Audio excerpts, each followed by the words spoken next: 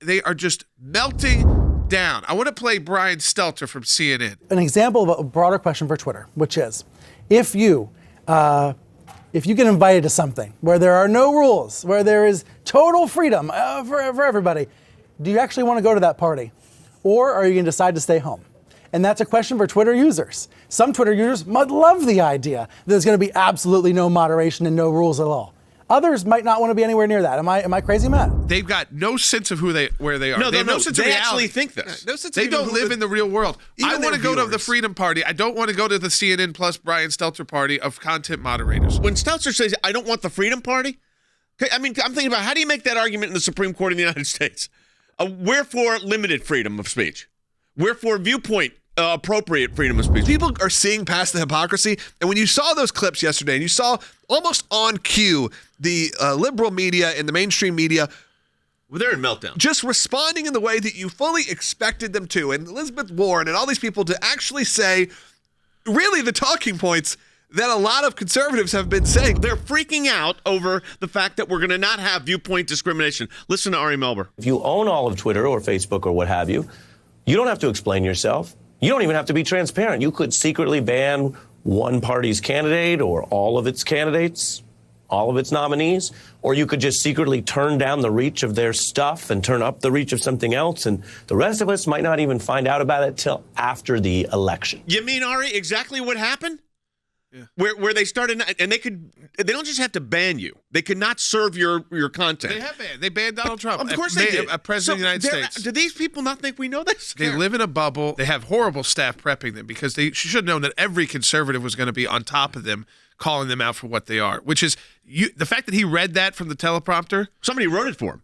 And he prepped that. For Ari Melber to go off and suggest that Elon Musk may do this, Democratic politicians may now be canceled off social media and miss the fact that Jack Dorsey has been doing this, is the height of the problem of Washington, D.C. Elon Musk is the one who's saying, hey, I want my those that disagree with me to stay on.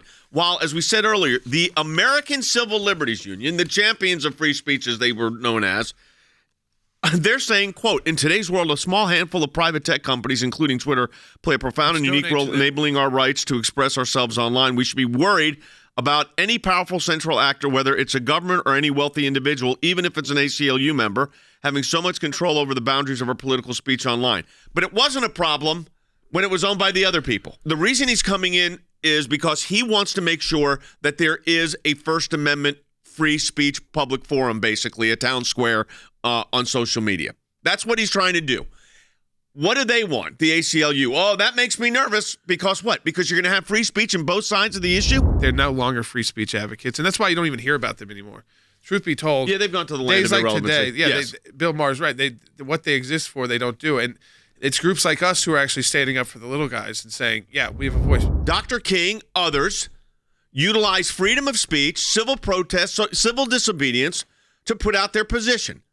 Now the ACLU would have to say, do we really believe that those positions, even though we support free speech supposedly, but we like the end result of that speech? This was a group that represented the Nazis' right to march in Skokie, and now they're complaining about a free speech forum that might now exist back on Twitter. This is all about just typing.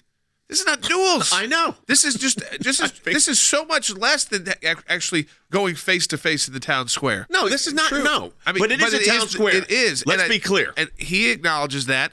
And guess who wins when you put the ideas forward in the town square? We do. The reason the mainstream media is reacting this way is because they know once you have information come out and people can actually get both sides of a story or four sides of a story, because there's multiple sides of these issues, that what happens is people start thinking again.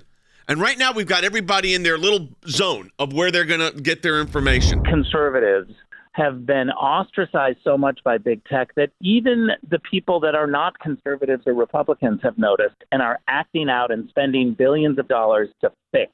That's really the key message here. I encourage people to listen to the other sides. I follow a lot of people from the left, and a lot of times they get me outraged, but I want to hear what they're saying, and sometimes they make me think. I can have a better argument when I see this, and the power is in your hands. It shouldn't be in the hands of big tech. Why are you trying to shut us up? Always. The dissenters. We got in, again, this idea that there will be one platform that maybe, if Elon Musk does the right thing, we'll be able to actually share our quick takes without having to go through 3 internal checks in our own organization to make sure we're not going to get banned by saying how we feel. I can actually go back to Twitter, hopefully very soon, and actually give you my opinion on things in real time. They're acting as if Elon Musk is some right-wing conservative. He's a conservative because he said what? I think we should have a free speech access on a public town square that now looks like Twitter. That makes him a conservative. Great, we're conservatives. Yeah, I mean, but who wants censorship like this? The fact that we've got MSNBC and Ari Melber saying, with this kind of power, he could take down a major political candidate off of Twitter, like that. Like they don't know that that's happened, or that they could dethrottle a whole political party's viewpoint. Like that hasn't happened before. And then we saw Brian Stelter say, do you really want to go to the Freedom Party? That's the party I want to go to, the Freedom Party. I don't want to go to the Content Moderator Party.